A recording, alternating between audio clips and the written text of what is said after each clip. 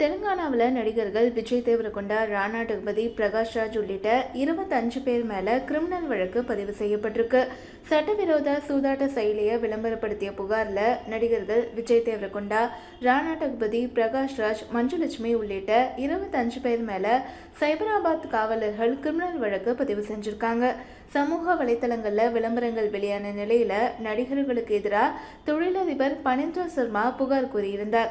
அதுல பணம் பெற்றுக்கிட்டு சூதாட்ட செயலி விளம்பரத்தில் நடிச்சு மக்களை தவறா வழி நடத்தியதா நடிகர்களுக்கு எதிராக தொழிலதிபர் குற்றம் சாட்டியிருந்தார்.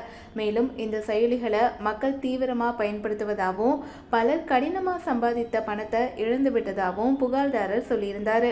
இதன் அடிப்படையில நடிகர்கள் மேல வழக்கு பதிவு செய்யப்பட்டது. புகார் அடிப்படையில விஜய் தேவரகொண்டா, ராணா டக்பதி, பிரகாஷ் ராஜ், மஞ்சுலட்சுமி, பிரணீதா, நிதி அகர்வால், அனன்யா நாகல்லா, சிறி ஹனுமந்து, ஸ்ரீமுகி, வர்ஷினி சவுந்தரராஜன், வசந்தி கிருஷ்ணன் உள்ளிட்ட பலர் மேல வழக்கு பதிவு செய்யப்பட்டது.